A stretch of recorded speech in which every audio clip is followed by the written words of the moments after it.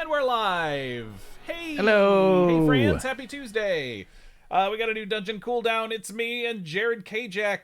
We're the OG Dungeon Cooldown boys. Jared, I don't know. I realized this the other day looking back through our YouTube. You and I co-hosted the first Dungeon Cooldown together. Oh wow. I know. I did not, and Ron Ogden is in chat. Yeah, he is. Ron says he lost audio. Wait a minute, what? No, I got audio. It's all good on my end. Everybody, all right. Maybe it's just you, Ron. Don't throw us into a panic right off the bat. Ron, yeah. Ron is always doing crazy stuff with his computer, so This is true. oh, it's his phone. Just, yeah, so we appreciate you wherever you are watching us. Hi, friends, seeing you all in chat. Not just Ron Ogden, Mom of Goblins, Kitty Scritches, thanks for gifting out subs. Tapartos, always here. Good to see you. Johnny Valentine, Angel Devilson, City Racing Girl. Nice to see you all, friends. It is still, by the way, Subtember. You can get and gift subs to us and any other Twitch streams that you enjoy for up to 30% off until October 1st. So be gifting out them subs, friends. It's the season of giving on Twitch. Yeah. It's interesting that they do it in September.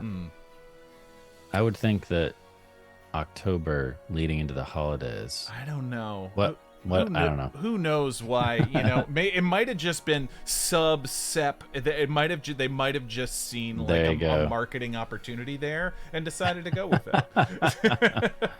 You know, they're like, hey, this sounds a little too similar. Let's go for it. Yeah, October would be a much more difficult word choice. Fail Waffle says October's reserved for spooky. Duh, Jared.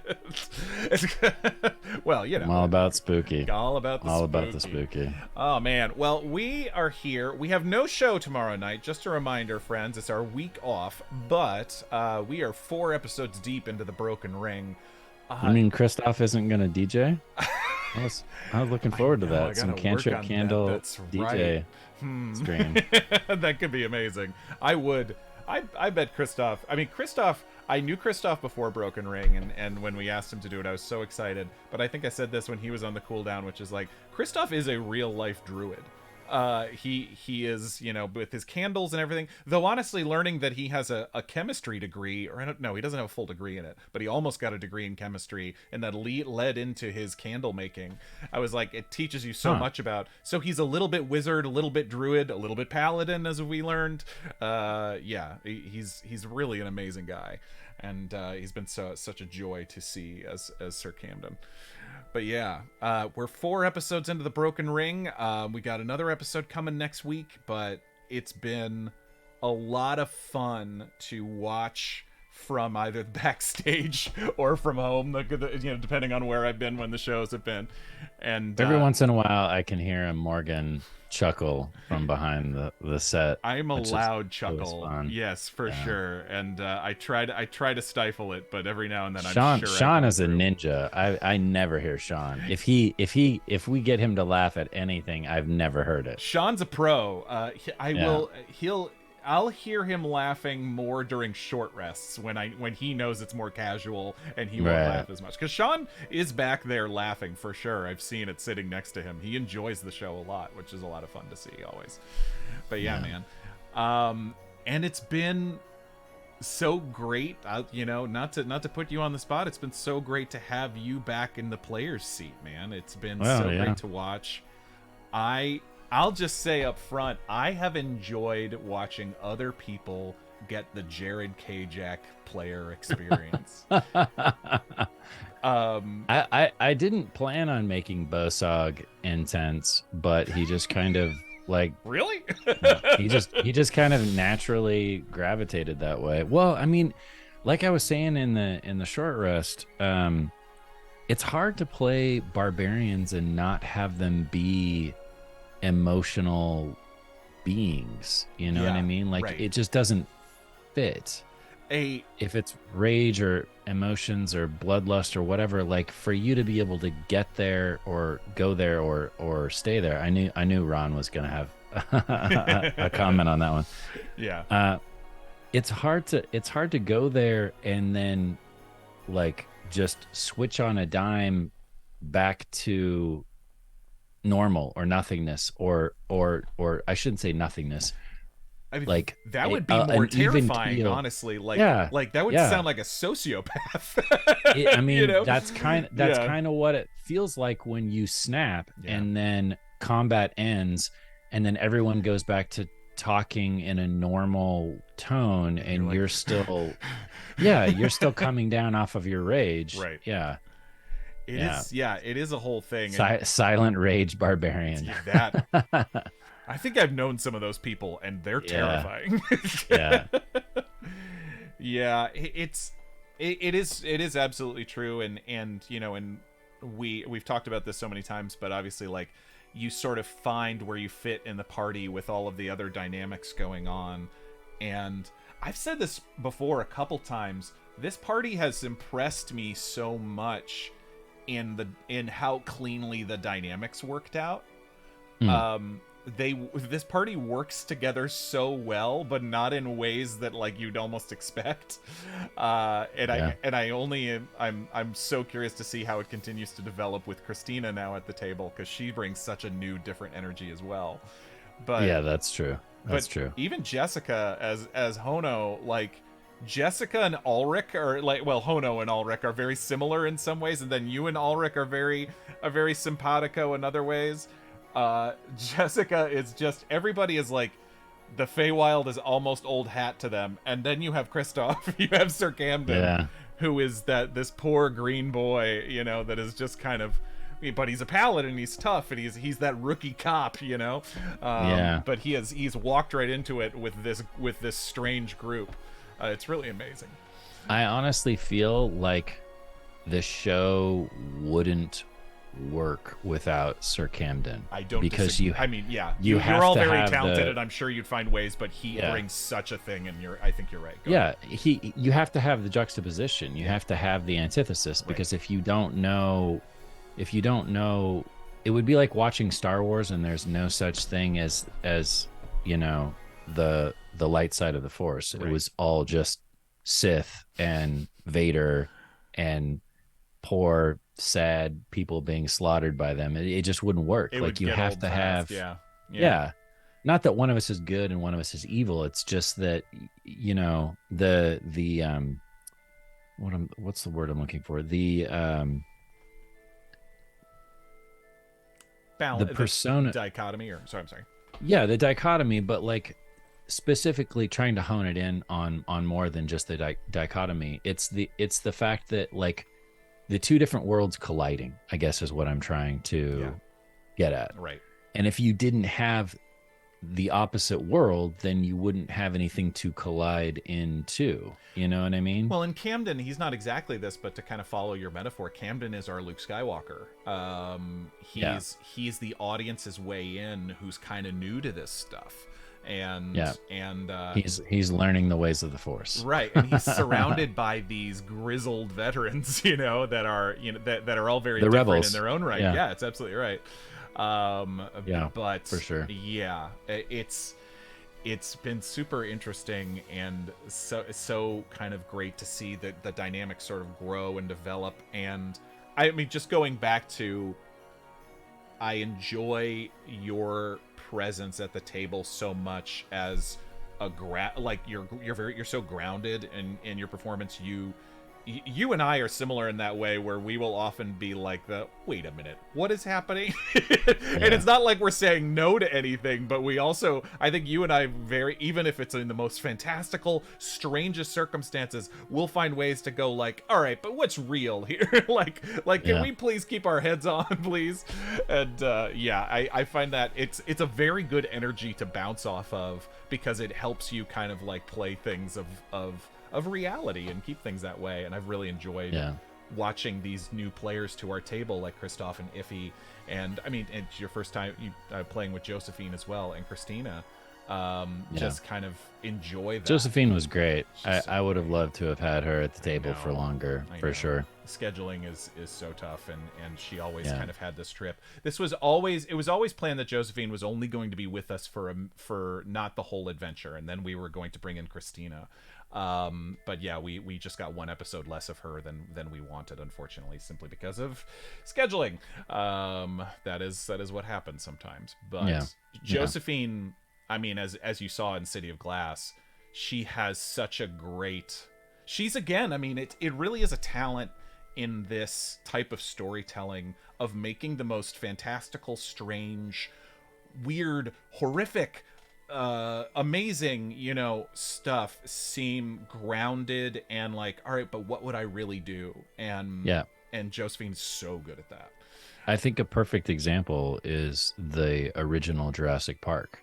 Yes. They intentionally went out and found actors Yes. that were completely believable in everything that they do. And it didn't matter if it was sci-fi or Right. fantasy or whatever. They were like, we just want actors that are going to keep this real, because we know they're going to be acting across from animatronics and possibly CGI or both. And we, the audience, need to connect to something. And so, if everything's chaos, if everything's crazy, we're just sort of gonna sit back and go, but if we're like, it's all right, too weird. That's my guy, Sam Neill and Laura Dern, I can connect with those people because they are looking at this how I might look at this.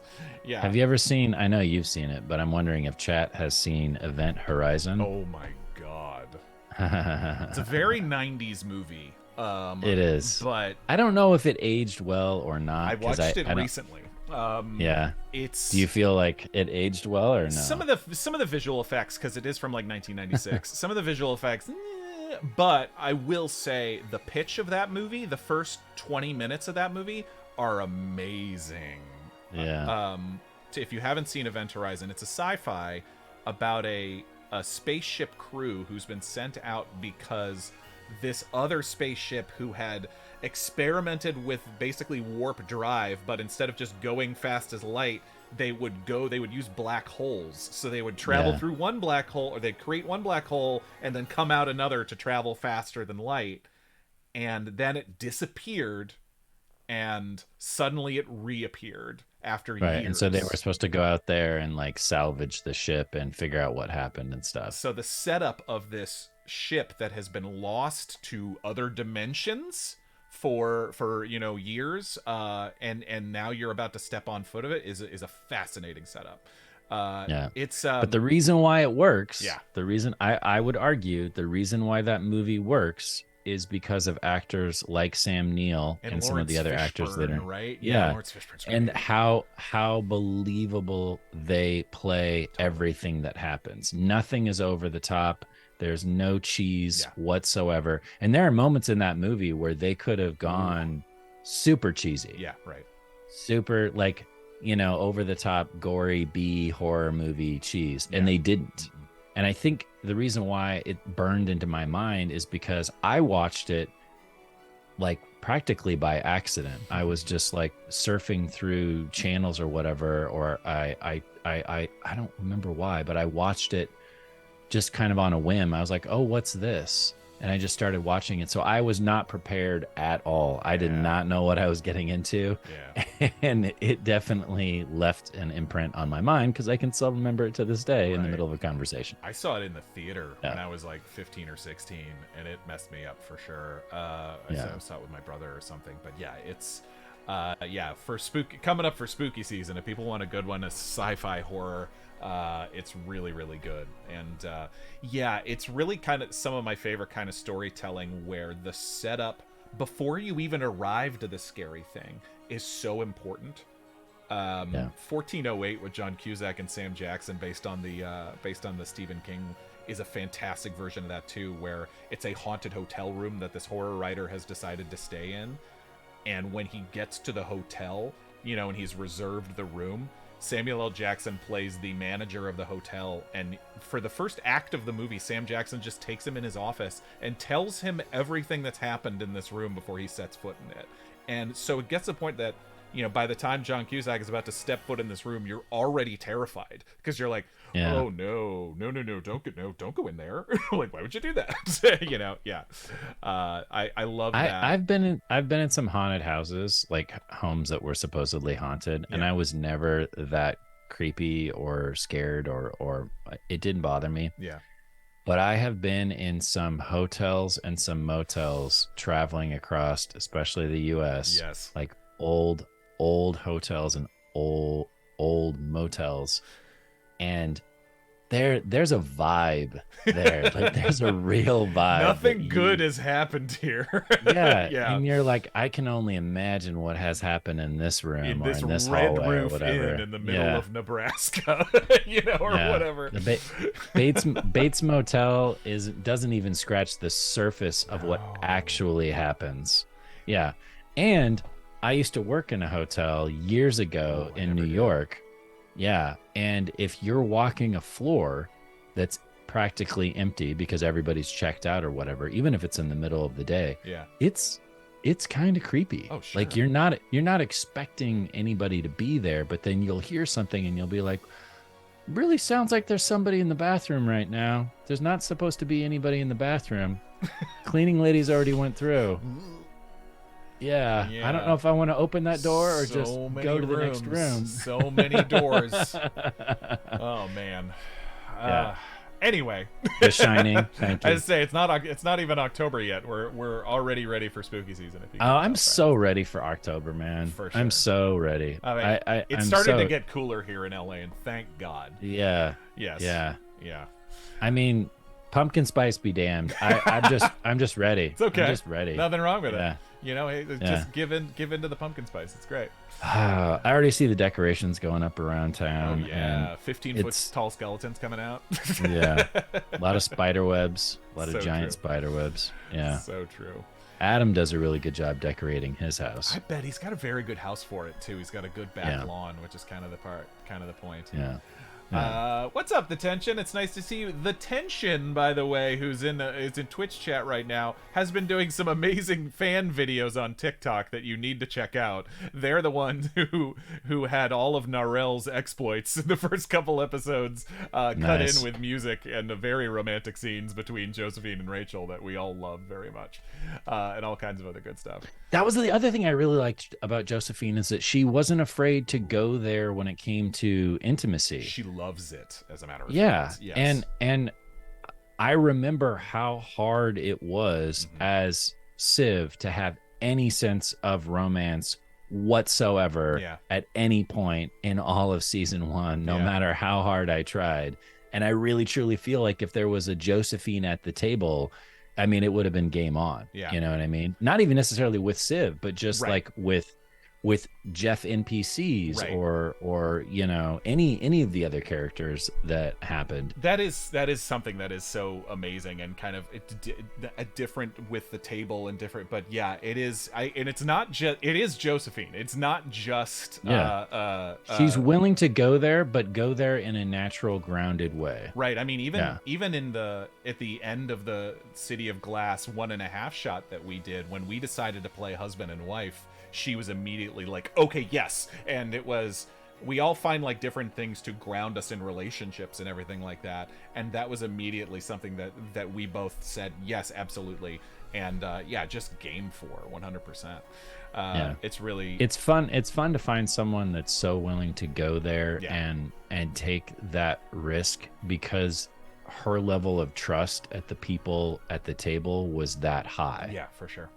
She barely knew me. Yeah. And I felt like in the very first episode, well, we didn't really get to talk to each other too much in the Right. first episode, but in the next episode, as soon as I started, you know, improvising with her, I was like, she's up for whatever. Yeah. Like she trusts me. She trusts Iffy. She trusts Kristoff. She trusts Jess. Like people could have thrown anything at her and she would have, you know, been open to it. Yeah. And that's huge. It really is. It's that kind of dream thing, right? Of just, we're gonna hold hands and we're gonna jump into the deep end together. Let's do it. And Yeah. and it really is. It's a choice to trust. I mean, it's something that, you know, that we all did from episode 1. I think that really, Yeah. I remember, Well, I for the- remember for the consciously improv to together work. sitting together and doing that. you Yeah. know? Yeah. I feel like for the improv to work, you have to. Yes. Because if there's even one person at the table who has that wall Yeah. up, Yeah. who's not willing to trust you or go there with you or you know, give whatever you take and take whatever you give, it dies. I Like, was the just scenes talking to just die. Christoph about this the other night, actually, because it's been a joy, and I'm sure you've experienced this too. you know, introducing new players to our table, to our game, and really letting them. Tuo Mask and Abracadabra, thank you so much. I'm seeing you gifting subs. It's very sweet of you. Thank you so much, guys. It's been such a joy to see people get comfortable and dive in and do all exactly what you're talking about. And I was talking to Christoph that I was like, yeah, comfort, I really, as just, you know, as a player, but also when I'm working back behind the scenes and bringing people in and working on the show, making people comfortable is my number one thing, because especially this genre, this style of storytelling, when we are all just at the table together, it is an uncut scene for the most part. We all have to be comfortable and trust each other, and it's couldn't be more important. And I mean, it's probably more important in TTRPG stuff, more important than film or television. Even when you're right next to someone, you can always edit around stuff, you know, like it's, but when you're sitting there trusting each other and improvising with each other for 3 to 4 hours, it's the most important thing.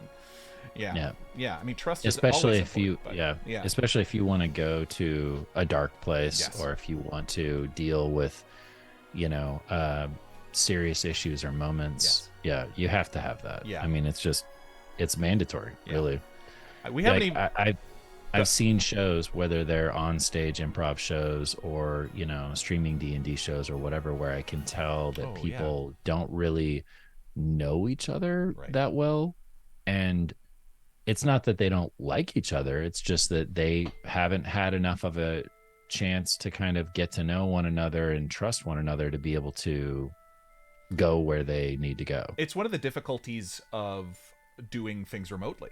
And why we love in person so much, and why it's such a valuable part of this is, I mean, we were very lucky that we already knew each other at the table, so that when we went remote with Campaign 1, we were able to still transfer. It's still really hard.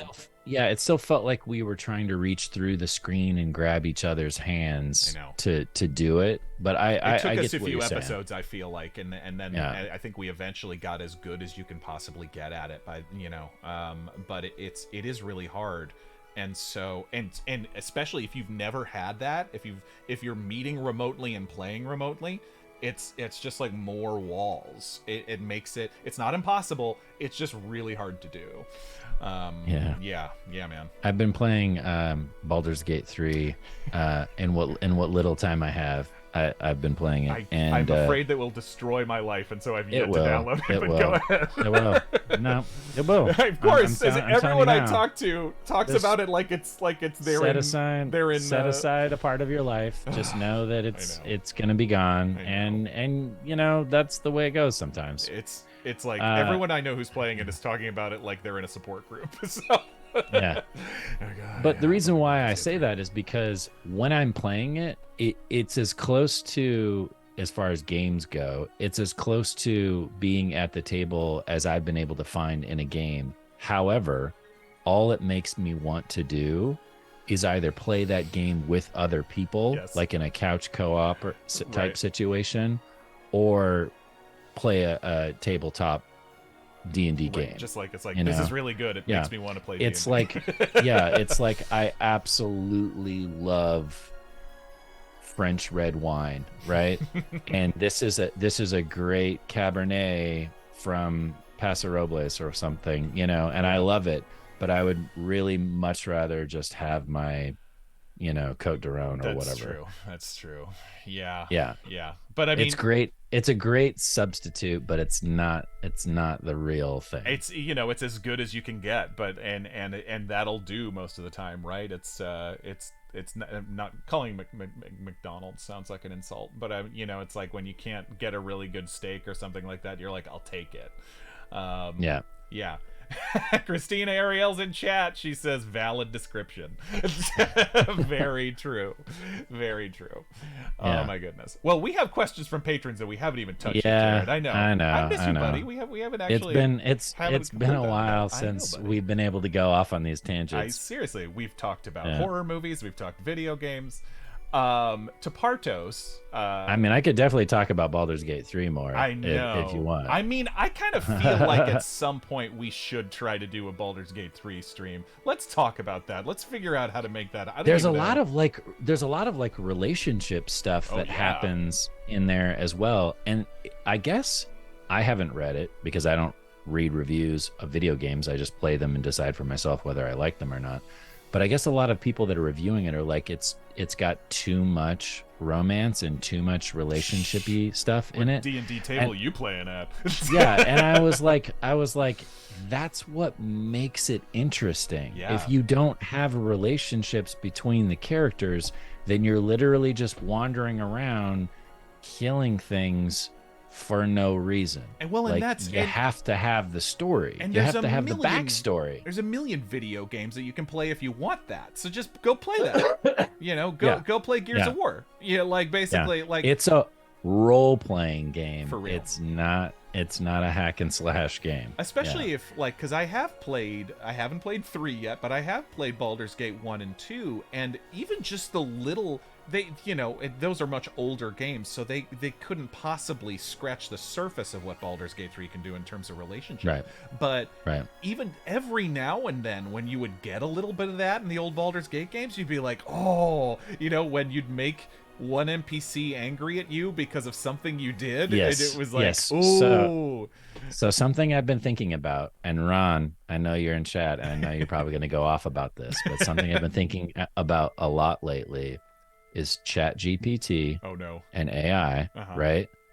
Fusing with role-playing games to the point to where you could type in your text instead of picking a pre-selected line, right? You type in your text, and because ChatGPT is able to analyze that and go through all the information and spit something out within a matter of seconds right now, maybe a little bit longer than seconds, but very quick, short amount of time, you could literally have a dialogue with a character in the game. You could have a real dialogue, like something where you're typing in what you want to actually say, what your character would actually say, as opposed to the pre-selected lines. Here's your barbarian option, here's your elf option, here's your whatever, you know what I mean? Yeah, Ron is saying this in chat, but I have seen clips of it. This is already happening. I forget what the name of the video game is. It's not as AAA as some, but there is an amazing clip of a game, and I don't know what the game is even called, but you're watching the video game and he's talking to an NPC, and it's the moment when the player tells the NPC, decides to say, hey, I'm gonna go now. You're an AI in a video game, by the way. You're not a real person. And it is a almost weirdly heartbreaking, uncanny valley moment where the AI goes, what? What do you mean? And there is a back and forth of like, you're not real. And the thing says, I'm really sad about that, and it goes on. I'll share the link in Discord for this clip. It's very unsettling as they're having this back and forth. AI, but you're AI not is real, terrifying. though. I mean, there's the reason why SAG is striking is because AI is just gonna completely just revolutionize / destroy the entertainment industry as we know it, including games. Like, I'm a voiceover actor, right? Yeah. I do that as part of my living. Yeah, voice actors specifically. It would be incredibly easy for me to go into a voiceover session, say my 80 lines. They now have my voice. They now have my intonation or for that character or whatever. And now with AI, they could literally just feed it into the machine and get any other dialogue that they need out of it. Period. End of story. No pickup sessions, nothing. Like, that's it. Oh, and YouTube is already filled with AI streams that you're like, oh, that's not a real person. It takes you a second, but you're like, oh, no, it's like, that's not a real person. Yeah, but that's why there needs to be some form of residuals on video games, because you're not going to get the pickup sessions that you used to. They're just not going to do it. You and I you're going to have to have a clause. Yeah, you're going to have the clause that says that you can't use my voice in any kind of AI situation. You have to actually record me saying all the lines. So is it really cool and exciting? from like a nerdy gamer point of view, yes, of course. Is it also completely terrifying and, you know, career ending from an acting point of view? Yeah. Also, yes. Yeah. With the same degree of excitement and terrifying trepidation. We could go off on AI and the strike for hours, but it's I do think the court ruling that just came out a week and a half, 2 weeks ago, where it's been upheld. This was already in the ruling, but it was upheld by another court when someone tried to appeal it, which is like the U.S. Copyright Office says nothing created by AI can have a copyright on it. You cannot say I created this by AI, therefore I own it. That should shut things down or at least for now, keep things safe as far as AI is concerned. Elon Musk and Zuckerberg, they're all going to Congress and Senate right now asking for regulations. They're like, we can't wait for you guys to figure things out in 4 years. We need it now. Yeah. We need you guys to regulate this now, because if you don't, it could completely upend the market. Yeah. You know what I mean? It doesn't matter if it's cars, self-driving cars, or some other side of the technology things. They're asking for it now, which is saying something. Yeah. Like normally, you know, these CEOs of companies are like, we don't want you to regulate anything. Like we want complete control, capitalism rules. You know, screw you, big government. Right. And they're going there and asking for the regulation. That's huge. Well, because the studios can't afford to like not have things copywritten. That's simply because that's how you make money, is you say, I own this thing. You need to buy this thing from me. So if you can't, you know, every distributor, you know, I've produced movies, you have to prove that you have copyright on things before you can sell it to anybody. It's a whole But they mess. can't wait. They can't wait. No, the technology is moving way too fast. Yeah, and way too fast. We've kicked the can down the road a long time, and I wish Ron had a camera on him right now, because I bet you I know he is frothing at the mouth. He wants to jump in on this conversation Ron so bad. will talk your ear off with anything regards to AI. I'm so sorry we had this combo without you, Ron. There's only one person I know where I just need to like sit back and listen when it comes to AI, and that would be Mr. Ron Ogden. Now, yeah, I know, buddy. I know. We'll have it. We'll talk about it. And video game residuals are another thing too that it is. I was shocked when I found out how little, you know, billions of dollars in that industry. You and I were talking more than about, movies. This was a couple years ago. You and I were talking about. I was playing Hearthstone on my phone, and I was like, Hearthstone's like 10 years old now. You know, people like Laura Bailey and Matt Mercer and all these people who are the voices of these characters in Hearthstone. This game has been making money for 10 years. They just got what they got on that day. Yeah. That's it. Session. That's it. Session. Yeah. Yeah. And if they're a star, if they're a star, then they can negotiate a buyout. Correct.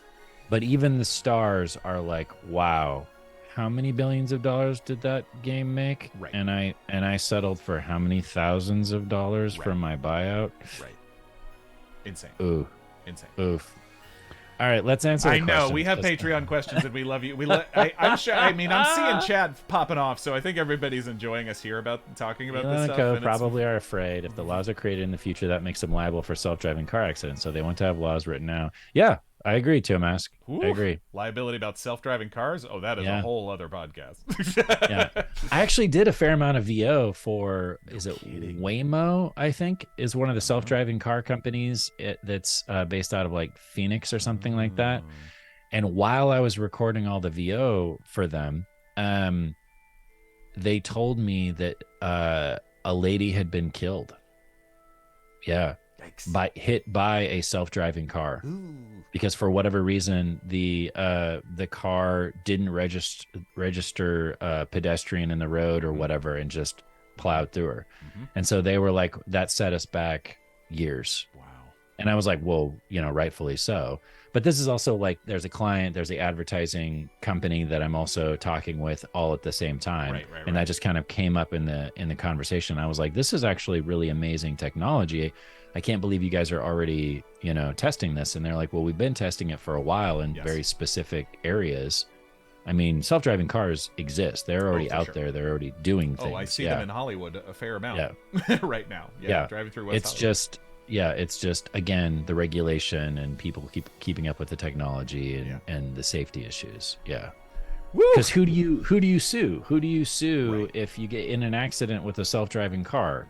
The car company, the technology company behind it, the person that was supposed to be in charge of the safety side of. And I'm not here to say that it's right or wrong or anything like that. But the question you just asked is, it's funny how much of our economy and also just like, everything comes down to that question of legal liability. Who do you sue if something goes horribly wrong? and people need to protect themselves against it. And we are also an extremely litigious society in the U.S. But like, for whatever, that just goes back to capitalism. I know that's for real. I got to protect we feel my so money. Unprotected, so I have to, so I have to blah blah blah. Woo! Boy, this ain't D&D at all today, folks. I hope you're enjoying this. I mean, it's a very interesting conversation, and I love it. I'm here for it. Ron was like, that's why they're hiring people to sit in the auto-driving cars. That is true. That is true. Chat, I promise we will answer the questions. I promise. This is very true. I promise. We've got it. We got some good Broken Ring Feywild questions. Let's step out of the horrors of 2023 and into the Feywild, shall we? Oh, I love you, buddy. But yeah. All right, let's start off with the lighter question because I like this. Tapardos has a good one for you. He says, welcome back to the table. We missed you. Thank you. What's all in Bosog's inventory? Oh, man. Being a red cap, I'm sure there are a few entertaining things. Yeah, well, Hono's kind of got me beat. She's like pulling out doll heads and fingers of children or whatever. Like, I was like, is anybody going to say anything about that? No? Okay. It's been a journey with Hono, right? Like, keep on going. Because Jessica told us from the start, her name is Hono, but people call her Creepy. And for the first episode, we were like, I love Hono's creepy. She's kind of adorable, like us. She's got this old southern, like, golden girl thing going on. And and then she pulled out the dolls without eyes and the children's fingers. And you're like, what? She is. And I'm playing my character. I've seen some stuff. So this, this is weird, but I'm not going to let it, stop the mission or like, derail us again. And I just looked around to see if anybody else was going to say anything, and it was nope. Okay, moving on. Okay, buddy. Nope. Okay. Yeah, and she's like trying to give it to a hag, and of course the hag is going to be into that. You know what I mean? So it's like just surrounded by a bunch of weirdos. And I think Rachel is loving that too. I mean, because it is playing exactly into. I think what we all really like about the Feywild, but what Rachel's been doing so well, which is that darkness and light, that shadow and light, and also the Feywild is fantastical and amazing, but that also means that shifts both ways, man. Like, it gets terrifying and scary in places. But as far as his gear, I kept him very, very simple because I wanted my goal, because I knew we weren't going to have 100 episodes with these characters. My goal was to figure out who he was as quickly as possible. So the items that really I established early on really mean a lot to him because they tie back into his backstory. So the rusted old beat-it up halberd, the boots, obviously, the iron boots with the knotters on them. But he's got some other stuff in there. Almost all of it ties back to Queen Mab. Yeah. And I don't know if the watchers got this, and I know we talked about it in the short rest, but for me, I really love the idea of all of the players being tied back and connected back to Queen Mab and being, for the most part, loyal to her. She's our boss. I love it. It's a really interesting she's our dynamic. boss, and she's not necessarily a good person all the time, but we're loyal to her and we're here on a job for Queen Mab, and whatever Queen Mab wants, Queen Mab gets, right? Yeah. Christoph and I had a really fascinating bit about that too, where the difference between him and Ulrich, where Ulrich looks down on Camden, or at least for a bit, where it was like this, well, you just see the front face of Queen Mab. I know what she's like behind closed doors. I've killed for that woman. But there's a kind of an egotism to that, because you're assuming that you know more of the truth of Queen Mab, where the truth is neither of you know the whole person, and she's literally ever changing. So no one really has a full bead on her, and to assume you do is stupid. If you think you know her, you're presuming a lot. And that's a fascinating thing that I've really loved. All of the characters in the Broken Ring have come. I mean, we always knew it was going to be a shorter campaign with hopes of circling back, as we've talked about. We would love to keep, tell another chapter of the Broken Ring down the line. But you all have brought such fully fleshed out characters that there's so much to pick at, and so much to file away for later, or just go like, wait, what was that? And that's something that the audience 100% picks up on. I know I picked up on it for sure, because I'm sitting there with them, because there's Ron and Rachel have kept me in the dark plenty, because I think they like that, and they know I'm happy to just sit here and go like that. It's really a joy to watch. And again, a compliment to you and the rest of the cast, who are just making those strong impressions from minute one of like, oh no, this person has got a lot going on. Yeah. And it's as we said, it's a better gift to your other players. The best thing you can do with the rest of your cast is make bold choices, because that gives them something to play off of. That's amazing. Yeah, 100%. And I will, and he asked specifically about being a red cap. You and Ron you didn't create the red caps. Red caps are pre-existing Fey lore, right? But you guys worked out so much of the red caps as a part of Coco's backstory, right? That we saw in the Stormborn arc. I immediately saw you wanting to explore more with that, and so I think making Bosog a red cap was very quickly an idea that you wanted to follow. Do you want to talk a little bit more about that, or just Well, yeah. I mean, when I found out that it was Feywild, I was like, what can I play that is going to fit in that world, that is going to be interesting to me? What's another piece we haven't fully? Yeah.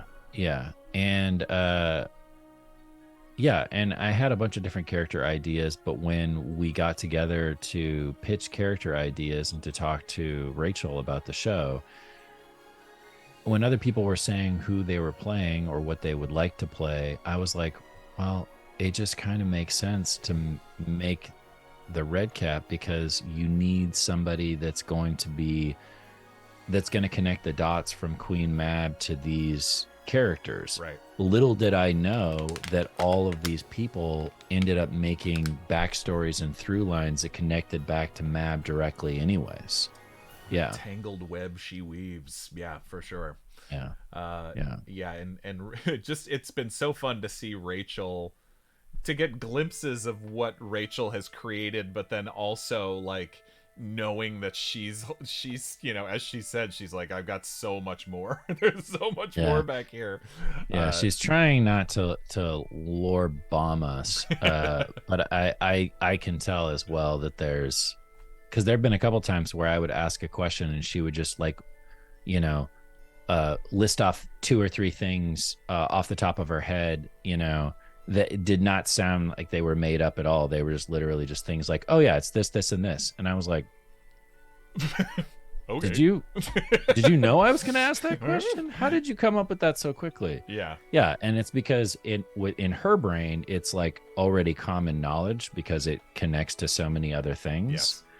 So there is no grasping at straws, because I see a lot of dungeon masters that rely heavily on their improv capabilities. Right. And they'll just be like, and this thing happens, and this is loosely connected to this, and this is loosely connected to that. Right. And then they eventually find a way to tie them back into one another. And Rachel has already done that. All of that stuff is already connected. Yeah.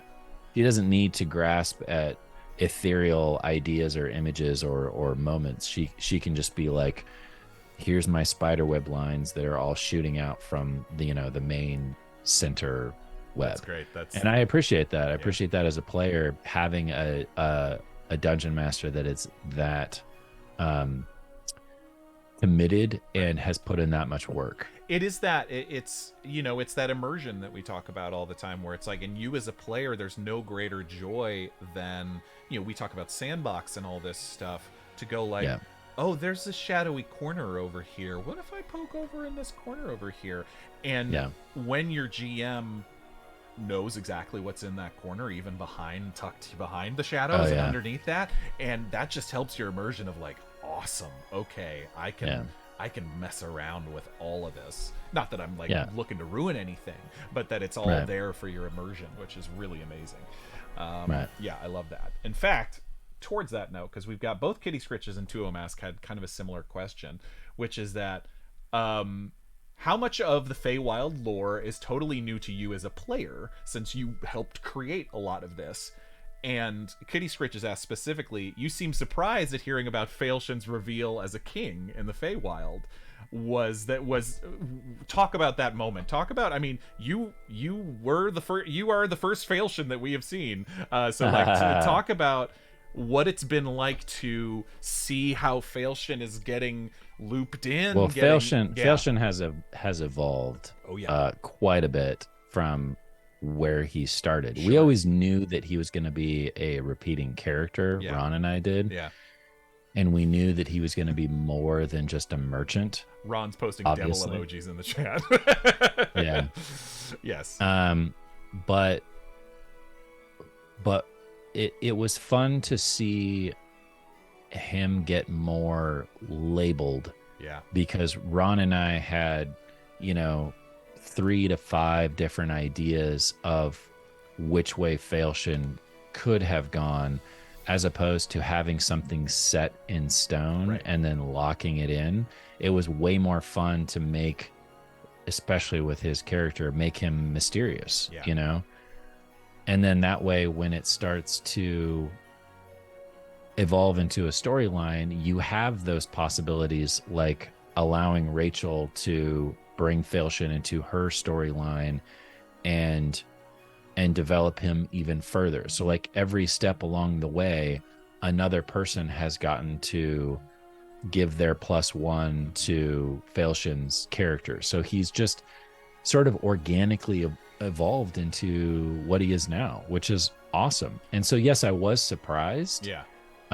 But one thing that I definitely can tell is that Ron and Rachel have talked a lot about the world that we had created and what she's doing, and connecting all of those things together. And that, again, it just goes back to crediting her as, being willing to work within the boundaries, but also take those boundaries and make some choices, make some strong choices that make it even that much more interesting. It's a thing. I mean, we talk about it all the time with D&D or this sort of storytelling. Jeff used to talk about it all the time too, where you're like, you give yourself gifts. It's a gift to a future you, when you're like, what is this here? I don't know. It's a centaur, but I don't know anything else about them yet. And then you're like, but when you need a solution down the line, or you need something, you're like, wait a minute, what about that centaur? Like it really is beautiful to kind of just throw some pieces on the table, and you don't know where they're going to come in, when they're going to come in, or how you're going to use them. But it's you do need a cachet of those sometimes, certainly with a longer, richer story like this. And you hit it exactly on the head, where, I mean, it's been part of the joy of this chapter style that we're doing, of bringing in different voices and seeing like what kind of stories they want to tell. And then basically it becomes a collaboration at a certain point of like, okay, you want to tell that story. What if it fit into our story this way? And that just inspires people even more most of the time, because you want someone to be able to take ownership over their story and to feel like their story, but still weave it into everything enough that it all makes sense in the grander tapestry. I'm speaking so broadly right now, but I think you understand what I mean. Like, Yeah. it's really amazing, and to watch Rachel grab it and go with it is been such a joy. Yeah. I love that. And it's so true. It's been, like, and Adam like talked about that, I know too, with Cristobal, where it was stuff about Cristobal's dad. Or his mom, which is now a massive part of the story. Cristobal's mother, who was Cristobal's mother, he never knew who she was. And taking that and going like, and I think he told the story on a cooldown of like, what's Cristobal's relationship with his parents like? He's like, he never knew his mom. And then you and Ron were like, okay, but what do you think's there? And he's like, I don't know, do whatever you want with it. and that's been, and boy, you have, and boy, Ron has taken it and going like, oh, I'm gonna do something with it for sure. And it's been such a joy to watch. It is. Yeah, there's lots of gifts like that, and it's not just characters, it's also like items, and magic and little things that we've created that have grown in use, and that can go the opposite way too, and you have to let your darlings go. Yes. Like, I had all kinds of things in mind for the Gauntlet in season 2. Yeah. And you guys got it pretty early on. And the item. Yes. I was mixing it up with the labyrinth for a second. But yes, the item of the Gauntlet. Yes. I mean, it's it just there. It is still there. But that was one of those things where like Ron and I kept having ideas of like, well, maybe that's connected to the Gauntlet, or maybe the Gauntlet can do this, or maybe when they eventually use it, it'll have this power, or that it could grow into a relic that has multiple powers. And then it just didn't ever happen, which is fine. There's nothing wrong with that. But that's what I mean by like, as a dungeon master, you have to let the players and the story take you on the journey. You can't force anything. And there are so many times where it would be easy for a dungeon master to be like, use the Gauntlet. You know what I mean? Like, just tell them directly, hey, this is your moment. Why don't you do this? But I think it's a lot more fun to be like, here's a ring. You find a ring. Yeah. It looks fancy. It's got some gems in it, and there's an inscription on it in a language that you don't understand. And then, they just pocket it, and maybe it comes up again later. Yeah. Maybe it doesn't. Maybe they trade it off. Maybe they try to see if it has magic in it. Maybe they try to use it as a part of a spell or an incantation or whatever. Yeah. Maybe the character wearing it falls in a pit of lava. Exactly. You never know. Yeah. It is. That is true. And I mean, it is that Gauntlet is still very much, and it's funny because it's come up a lot more right at the end of City of Glass, because we fought Medulon, who was wearing it and kicking our butts, and so Cristobal watching that and also seeing like what's happened to Medulon, what has happened to him in all of that regard, but and feeling weak and feeling like maybe I should use the Gauntlet. But then us, his friends, looking at Medulon and going, what are you talking about? No way. And so that has only barely started to scratch the surface of what's happening and what Cristobal will do with the Gauntlet. Because I think Adam wants to use it. And at this point, just speaking as Valcorio, his friend, I'm worried. I'm like, don't just, no, don't. You don't want to be that guy. Yeah. It's so good. It's interesting, the items that players will gravitate towards, and it's also fun to watch some players that are very willing to just jump into the deep end of the pool and immediately start using items or things that they found, or trusting other characters that they meet, that kind of thing. And then there's the opposite end of that spectrum, where there's the people that are very untrusting and they want to know more and they don't want to just use something for no reason. And I think that's part of the reason why Ron and I decided early on that if it's a regular magical item, like a +1 dagger or something like that, we don't care just telling you what it is because you cast detect magic on it or study or whatever. But if it was a relic, I was like, I'm not going to just give this to you. No, I'm not. And I understand that there's a spell called Identify, and I understand that there's supposed to be a pearl and what have you. But you know what? That's not interesting storytelling. It's not. Yeah. Tell me a book, a fantasy book or movie or whatever, where somebody walks over, picks up a strange object that they don't know what it is or what it does or what the history is, and they immediately just figure it out and get it and start using it. Right. Is that as interesting of a story as the character that finds the item that they don't understand and don't know how it works, don't know the backstory, don't know what it's capable of, and learn throughout the story what that item is and where it came from and all of those things? I'm trying to think. It's a night and day comparison. And I know there are examples out there of people, picking up a magical sword in a book or a movie or whatever and just using it. But I think that jumps so many cool moments. It eliminates the possibility even of there being more there. Right. Right. Well, like, I mean, I think you've hit the nail on the head with, in terms of like a spell like Identify, which is literally, it's kind of like a tell me everything spell, but even I'm trying to remember it in campaign 1, did we ever cast Identify on the amulet? I don't know. We did, or maybe I think we did. And we found out like one thing about it, but that was it. But yeah, imagine if Jeff had said Jeff was the key of just like shutting stuff like that down. He's like, yeah, it doesn't work. And we were like, oh, okay. Well, but imagine if the first time we'd cast Identify, imagine if Jeff had just said like, had told you everything, where it's like, yeah, and it's the eye of a chrono dragon inside it. Spoiler alert for campaign 1. Yeah. And you're like, what? Like, that would have blown your mind immediately. Yeah. But then it also, and Jeff did know that from day 1. That's right. He did know the amulet had the eye of the chrono dragon. But there are also, it closes a door when you answer questions like that necessarily. Well, you want to give information. It's got to be a balance for sure. You can't just leave us hanging all the time.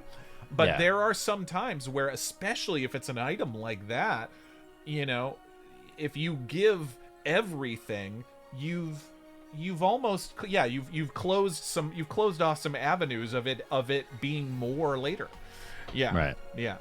And that's the difference between tabletop RPGs and video games. Yes, that's true. Yeah. Yeah. Ron says so many DMs test treat Identify like leisure domain. You mean or not leisure domain, legend lore, right? Yes, yeah. Yeah, it's Identify at the end of the day is a first level spell. Like, it's like, it can't tell you a book's worth about a thing you pick up. Yeah. No way. And having the whole attunement function as a part of the game, I'm like, why does attunement exist if you already know what the thing does? Right. Why waste game time, right, or story time attuning to something if you already know what it is? Right. If anything, it should be, you don't know what it is or what it does exactly. Once you attune to it, then you know more about it. But at that point, you're attuned. Right. And if there's any negative side effect of attuning, exactly. Yeah.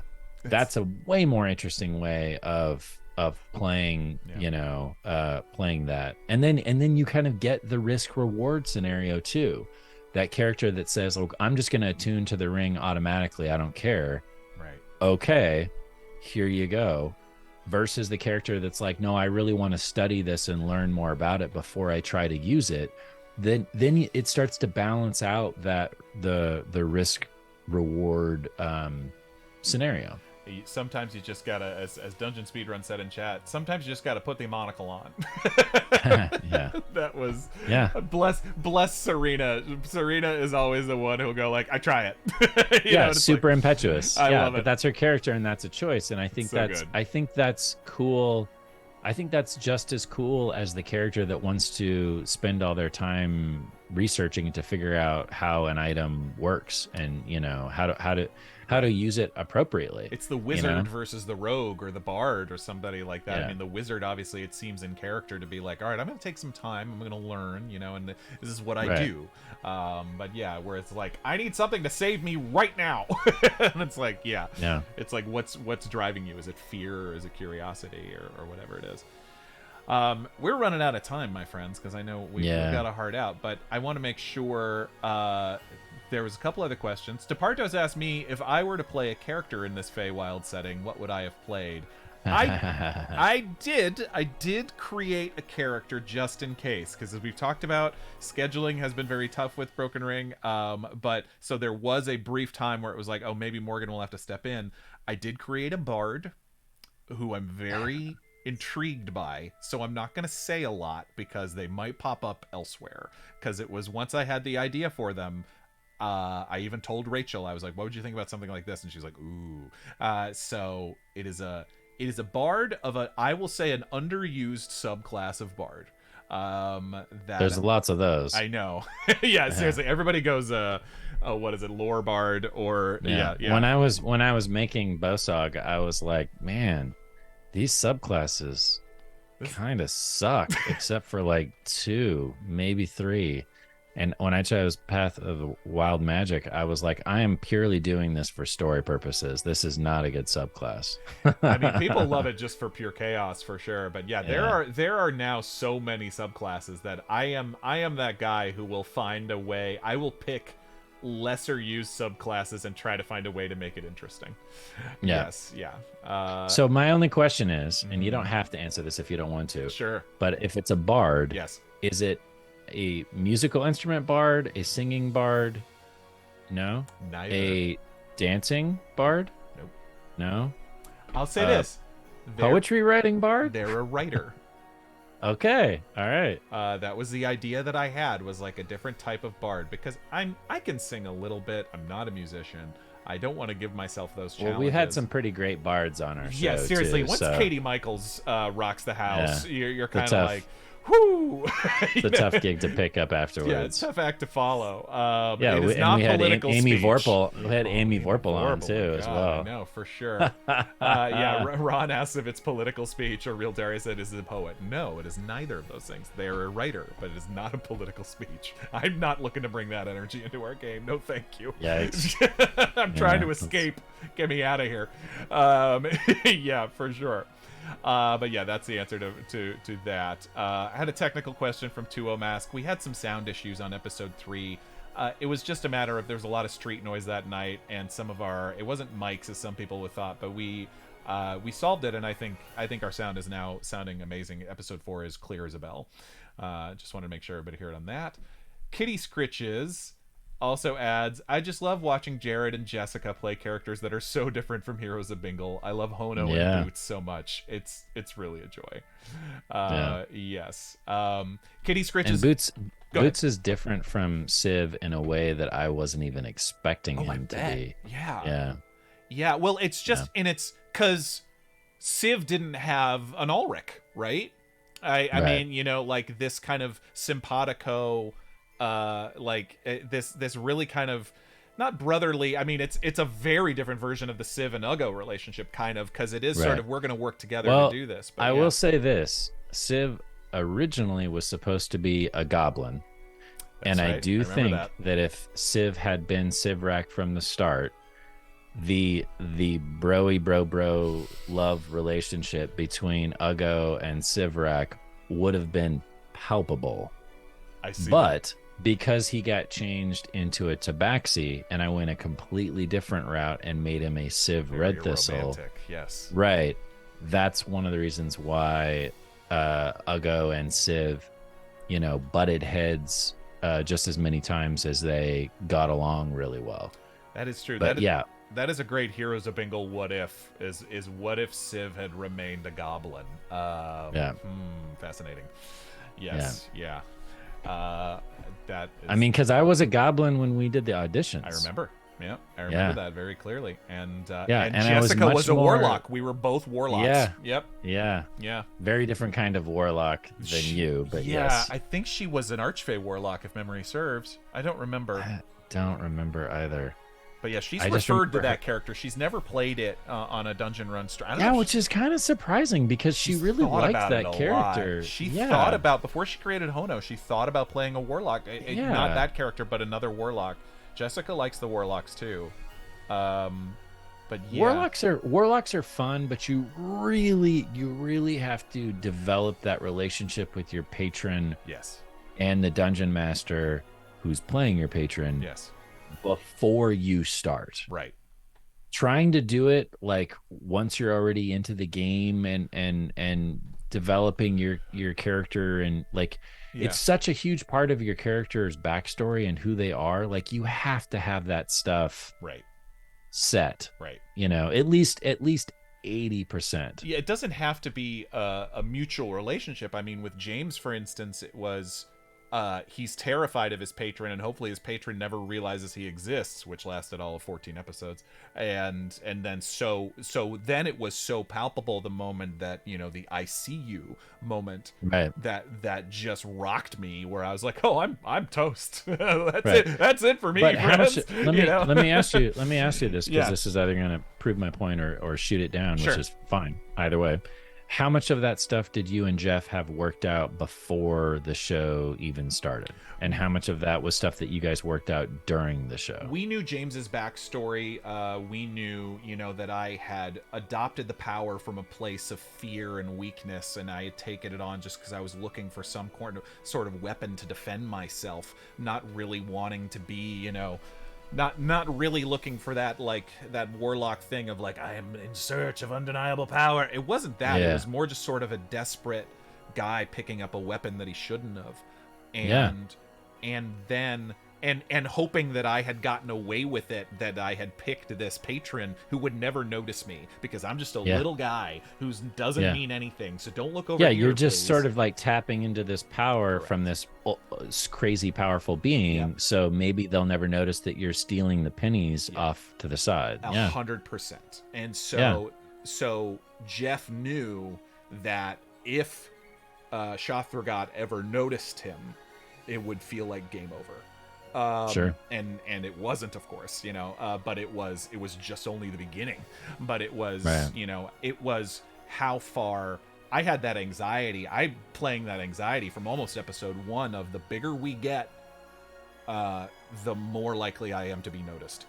Of course. And so that was a very fun thing to play, of we need to keep going, but oh god, you know what's interesting about that actually I feel like it lends itself back to what we were just talking about, where instead of picking up a magical item, instead of picking up a ring or whatever, in your experience you picked up this magical power that you didn't know everything about yet. Right. And the journey of James was literally finding out more about that magical item / power that you had. And that is James. Could you imagine if, like, from day one, your patron knew you and you knew your patron and you knew everything about one another, and like that had already been established? Yeah. James then it's like, where do you have to go? Yeah, he would have been way too scared. No way. Yeah. And that was, there's plenty of stories about this where it's, you know, once you start going down the rabbit hole, right, of like, I'm just going to go a little further, and then circumstances start pushing you further, and then you're literally told, you know, you need to help save the world. What am I supposed to do? Stop. And you keep going deeper and you keep going deeper, and then boom, it blows up in your face. Right. And that's James. Yeah. I love it. Cool. I'm proud of my boy.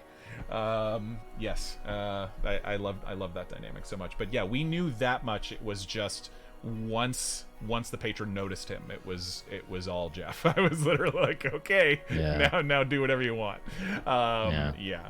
Woof. That's why I think session zeros are so important. Yes. Yeah. And it's also just, to be like clear, like, of, you know, and I would sometimes give Jeff ideas about how to make my life miserable. Yes. Yeah. I would just, you know, I would go like, if you wanted to do something like this, you know, the idea of I specifically told him, I'm like, the further we go, the harder it needs to be for James to keep Right. following this. And Yeah. he said, got it. I was like, okay, good. Yeah.